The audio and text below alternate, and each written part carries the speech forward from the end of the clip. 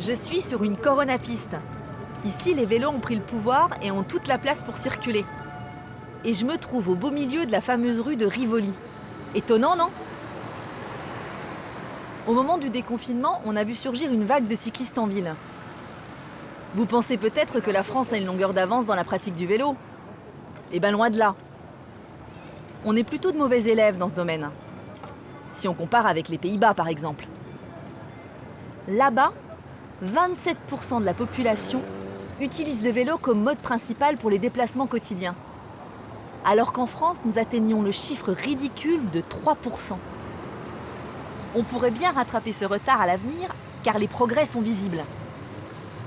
En ville, des aménagements ont été mis en place pour inciter la population à choisir le vélo pour se déplacer.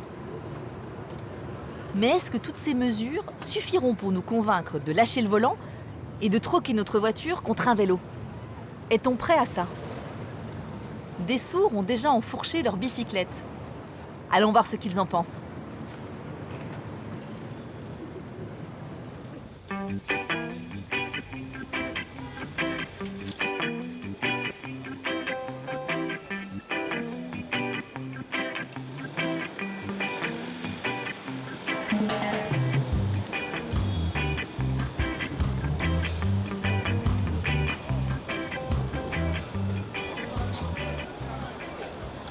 Ce que vous voyez là, on appelle ça REV, c'est tout nouveau. Le réseau express vélo. C'est super pratique. Avant que ce soit mis en place, j'ai eu un accident dans cette rue. Il y avait énormément de trafic et je devais me frayer un chemin entre les bus et les voitures. J'étais obligé de freiner constamment, je perdais un temps fou. Alors que maintenant, avec cette voie express, je peux tracer. Bien sûr, il faut faire attention aux voitures qui coupent la route pour tourner et respecter la priorité aux piétons. Ça va vite. Pour aller travailler, je gagne bien 10 à 15 minutes. C'est pas rien.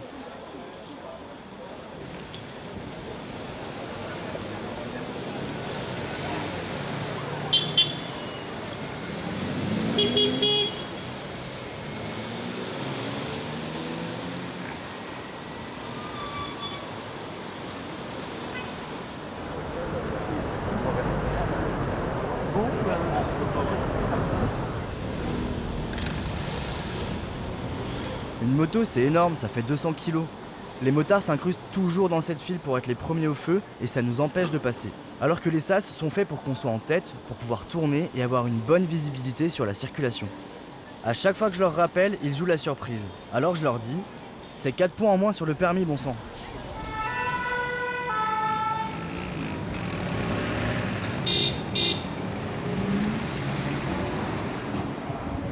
Les relations avec les motards et les automobilistes? En fait, j'ai promis à ma femme de fermer ma gueule et de lâcher l'affaire. Mais c'est plus fort que moi. Quand je vois une moto rouler sur le trottoir, je ne peux pas laisser faire. Il faut bien que quelqu'un leur dise pour que ça leur rentre dans la tête. Je suis content de voir qu'il y a de plus en plus de cyclistes. Plus on est nombreux, plus on se sent en sécurité, plus on pèse dans le rapport de force. On peut s'imposer face aux motos et aux voitures et être pris en considération. Tout seul, c'est difficile de ne pas se laisser marcher sur les pieds. Il faut qu'on soit toujours plus nombreux.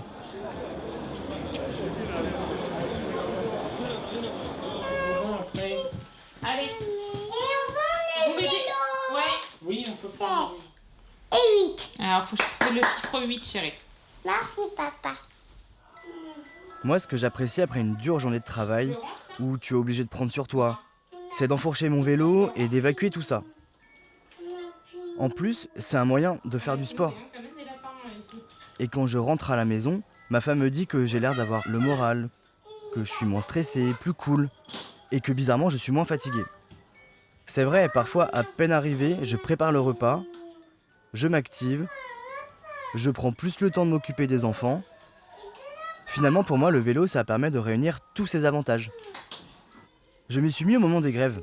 J'ai trouvé mon rythme et j'ai envie de continuer sur cette lancée.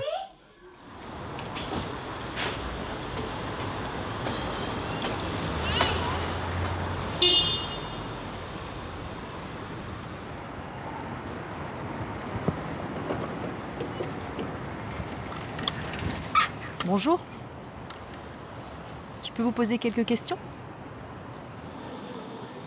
Avant, on se déplaçait à vélo tous les jours. On en voyait partout. Pourquoi aujourd'hui cette pratique a autant diminué? Pendant les années 30, dans l'entre-deux-guerres, les déplacements à vélo en France étaient vraiment très importants, aussi nombreux qu'en Allemagne ou que dans le reste de l'Europe. On était dans la moyenne européenne. Dans les années 50, 60, 70, les fabricants de deux roues motorisées ont tout fait pour motoriser les cyclistes.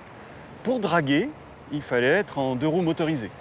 Et le vélo était devenu complètement ringard. Son usage a été divisé par 6 en France entre 1950 et 1975, en 25 ans seulement. Après, bien sûr, la voiture a joué son rôle. Elle a remplacé le deux roues motorisé avec sa vitesse et son volume de trafic. Elle a menacé les cyclistes qui ont peu à peu disparu. C'est revenu comment? Tout a commencé dans les grandes villes. On a cherché non pas d'abord à relancer le vélo, mais à calmer la ville et à réduire notamment les accidents et le fait que les enfants se faisaient écraser par les voitures dans les rues. Ce n'est pas grâce aux aménagements cyclables que la pratique reprend, c'est d'abord parce qu'on calme le trafic automobile. Ensuite, évidemment, on accompagne l'essor du vélo par des aménagements cyclables qui, s'ils prennent de la place à la voiture, si on fait des aménagements cyclables à la place de fils de circulation ou de stationnement, alors on contribue à calmer le trafic. Quand la ville est calmée, les gens ressortent leur vélo. Bonjour, j'aurais une question, c'est possible? Qu'est-ce que vous pensez de l'aménagement qui a été fait pour les vélos à Paris? C'est mieux pour les vélos. Bonjour, vous pensez quoi du fait qu'il y ait de plus en plus de vélos sur Paris? Ça change quoi pour vous? Non, mais moi je fais du vélo, c'est fini la voiture. Oh là là, c'est problématique pour moi. Oh là là là là. Franchement. Pour nous, les camions, c'est difficile. Bonjour. Vous pensez quoi des vélos, des aménagements des vélos à Paris et quelle relation vous avez avec les vélos? Ah bah non, no comment sur ça. No comment sur ça. Il n'y a pas de discipline, c'est pas réglé, c'est pas la Suisse, c'est pas la Hollande. Ils grillent trop les feux rouges, c'est tout. Merci.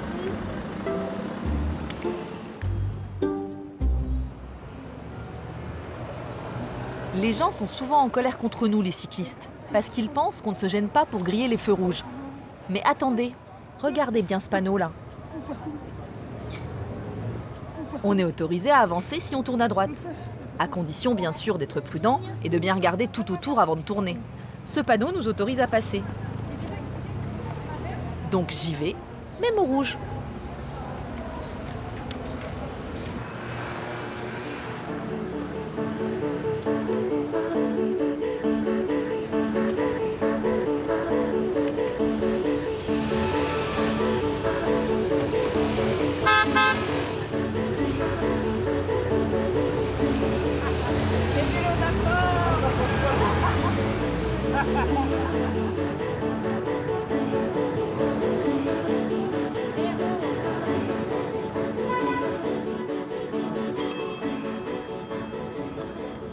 Il faut se conduire à droite là. Passe entre les deux, attention.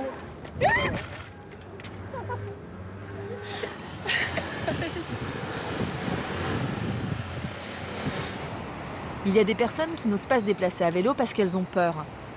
Elles ne se sentent pas en sécurité. Est-ce que c'est un frein au développement de cette pratique? Le risque d'accident, oui, c'est un vrai problème. C'est le risque d'angle mort des poids lourds qui peuvent par exemple tourner à droite et écraser un cycliste sans l'avoir vu. Pour s'en prémunir, il suffit de circuler bien à l'écart de ces poids lourds. Un autre risque, c'est l'ouverture intempestive des portières. Et là, la solution, c'est de circuler à 1 mètre des voitures en stationnement. Il ne faut pas avoir peur de prendre sa place sur la chaussée. Le troisième risque, c'est le tourne à gauche. Ce n'est pas facile de tourner à gauche, ça demande un peu d'expérience.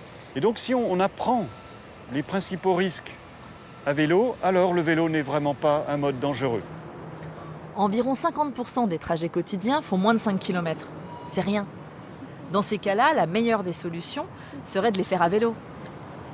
Alors pour ceux qui hésitent encore et ne se sentent pas capables de braver la ville, il existe des associations de cyclomilitants où des professionnels apprennent à vaincre l'appréhension du vélo urbain. Alors, tous en selle ?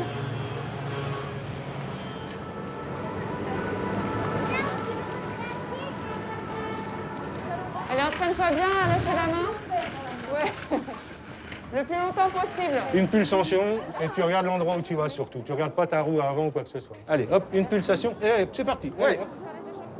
Et tu me fais 3 tours de piste tranquillou. Vérifiez le vélo, ça marche. Et fais des deux côtés aussi. Ouais, c'est bien, c'est bien. Pourquoi vous avez voulu apprendre à faire du vélo ? Voilà, je travaille pas loin de chez moi. Je fais des horaires particuliers. Je termine 21h30. J'ai des horaires spécifiques. Donc les transports, c'est compliqué. Et prendre la voiture pour 10 minutes, c'est un peu dommage. Elle est trop petite. Ah, faut rehausser, regarde, t'as les jambes coupées. C'est trop petit. Tu patines là, c'est pas bon du tout.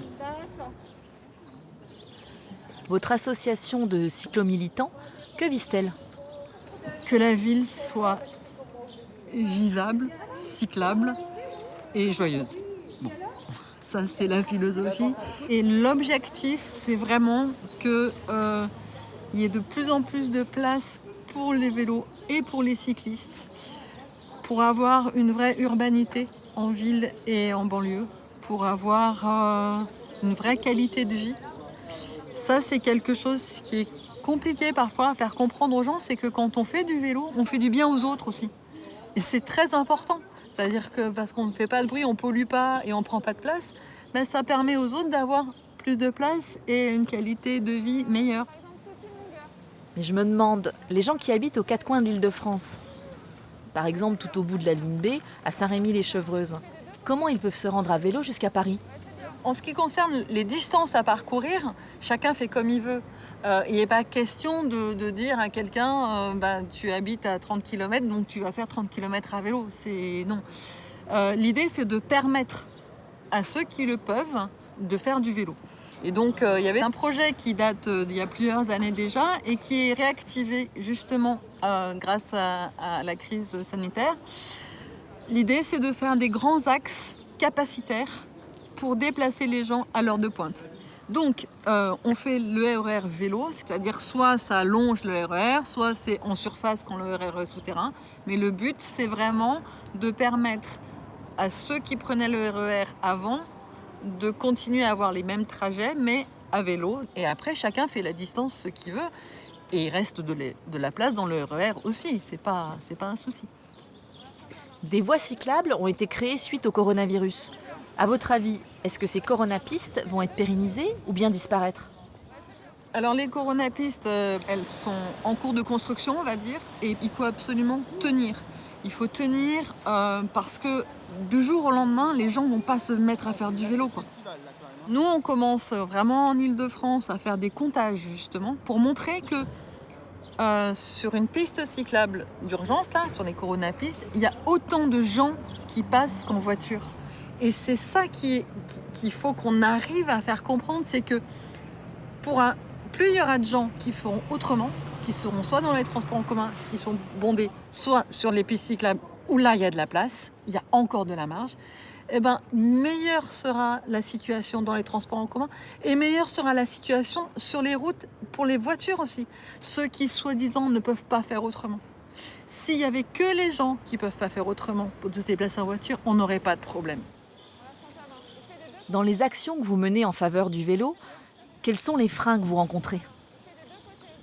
Ce qui bloque pour mettre en place une politique cyclable, c'est le lobby automobile. Voilà.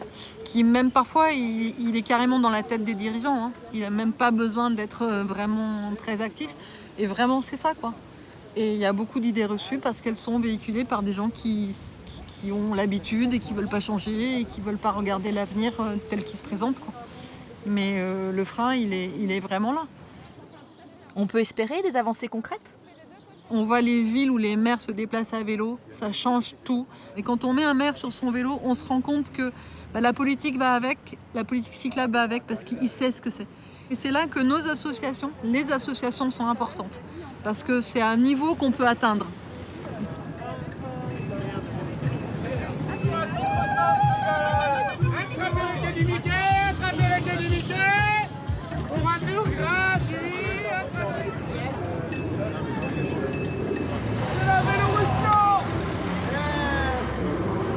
Eh mec!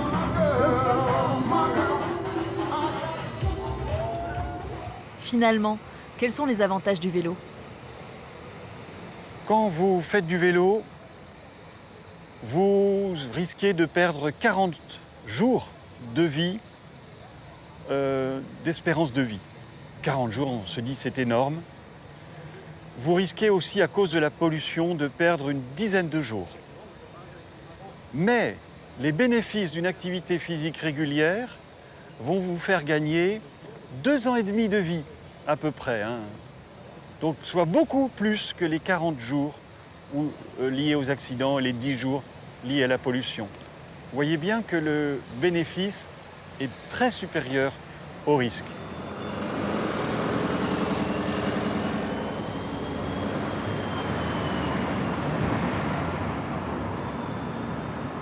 Ici, à Paris, il y a de vrais progrès pour favoriser les déplacements à vélo. Mais qu'en est-il dans les autres villes? Ont-elles suivi la même tendance? Par exemple, à Nantes. Là-bas, je connais un cycliste sourd. Il s'appelle Sébastien.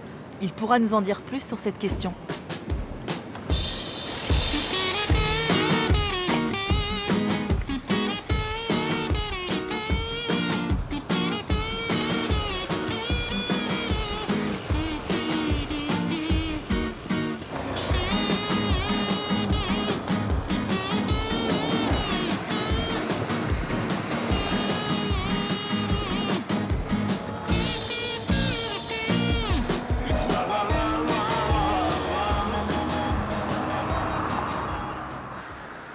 J'ai eu un accident, ailleurs, pas ici, sur un autre rond-point. Je me suis engagé, la voiture ne m'a pas vu. J'étais dans son angle mort, elle est arrivée trop vite. J'ai eu tellement peur que j'ai insulté le conducteur. Il était furax. Ensuite, il s'est mis à ma hauteur et il m'a serré contre le trottoir et je suis tombé sur les plots. Ça m'a marqué. Alors depuis, je roule avec des caméras. C'est plus sûr, et puis en cas d'accident, ça me permet de porter plainte à la police, de réunir des preuves pour l'assurance. Je filme tous mes déplacements, j'ai une caméra derrière et une autre sur mon casque.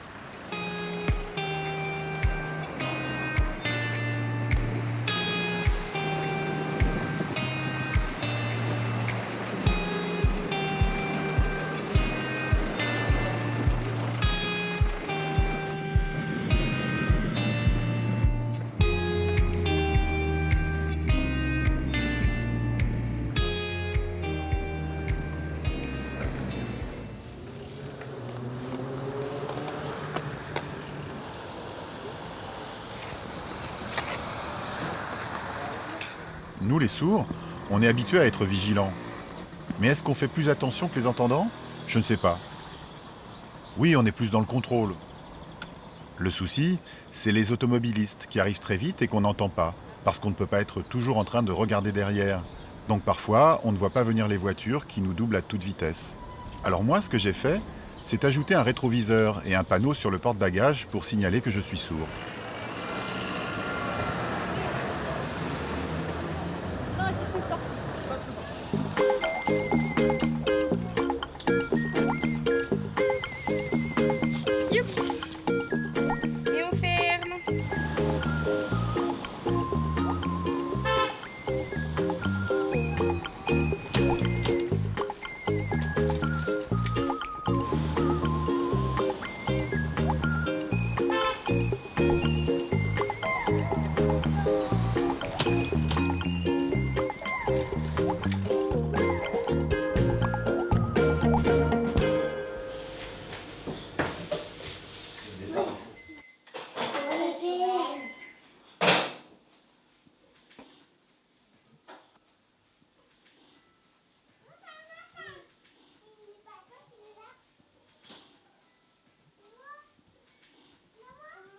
Pour mes trajets quotidiens, je me déplace le plus souvent à vélo, pour aller travailler, pour faire les courses. C'est plus une philosophie de vie, et puis c'est pratique aussi. C'est lié à l'écologie, aux problèmes environnementaux, à la pollution. Le vélo, c'est une manière de s'engager pour l'écologie, pour l'avenir des enfants. Bien sûr, c'est pratique pour se déplacer en centre-ville. C'est un tout.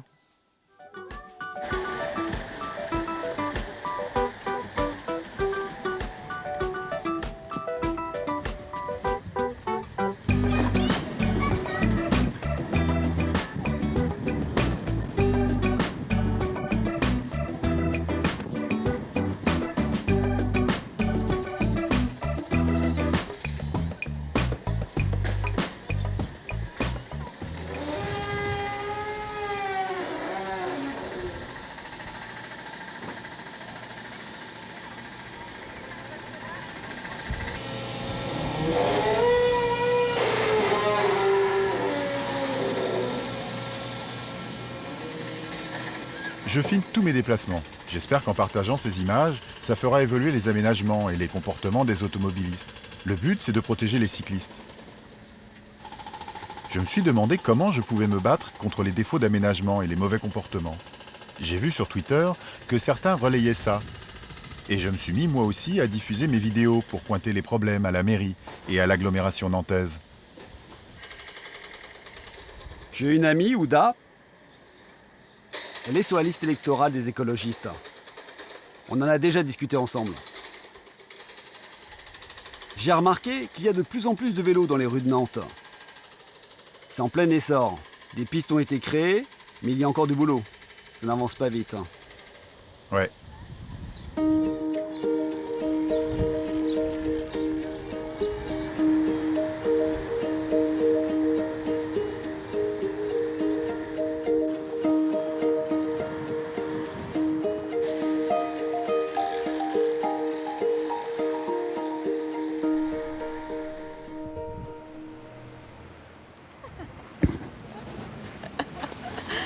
Ça va bien, super. En fait, ça peut voiler sa roue ou pas du tout? Non, ça creuse la jante. Ça creuse la jante, ok. C'est bien de faire du vélo pendant le Covid. C'était agréable, non? Ouais. Ouais. Ouais. Ouais. Puis ils ont pas changé les gens, quoi. Ouais. Nantes, on était dans les premières villes à avoir un plan en vélo ambitieux, sauf qu'on s'est un petit peu endormi sur nos lauriers. Et du coup, depuis 2-3 ans, on a une nette progression de cyclistes aujourd'hui, mais on a ce manque de cohérence vis-à-vis des aménagements, vis-à-vis des stationnements. Les pratiques ont changé, on a de plus en plus de vélos cargo, on a par exemple des aménagements qui sont pris d'assaut tout de suite. Et on remarque que plus on en met, plus c'est saturé. Donc ça veut bien dire que l'engouement est là et qu'il faut répondre à cet engouement-là, et aussi en multipliant et en investissant dans ce sens-là. C'est pour ça qu'aujourd'hui, la demande qui a été faite par ma liste, moi, c'était de mettre 30 € par habitant, donc 15 millions d'euros sur le budget global, pour redévelopper en fait Nantes en tant que ville cyclable. C'est-à-dire qu'un enfant de 8 ans, dès qu'il peut prendre son vélo sur la voie express nantaise, tout le monde peut le faire.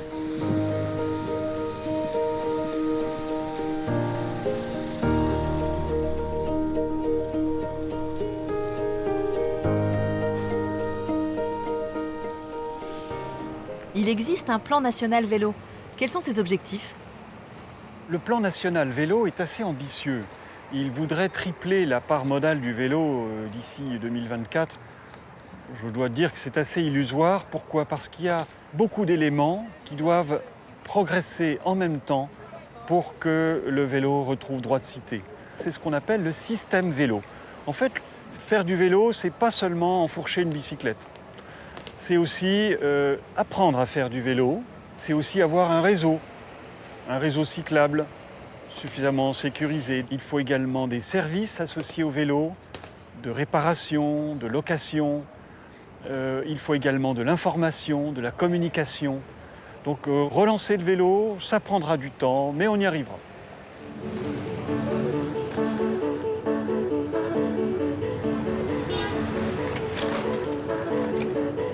Le vélo, ça rend heureux. c'est un moyen de s'évader. Salut!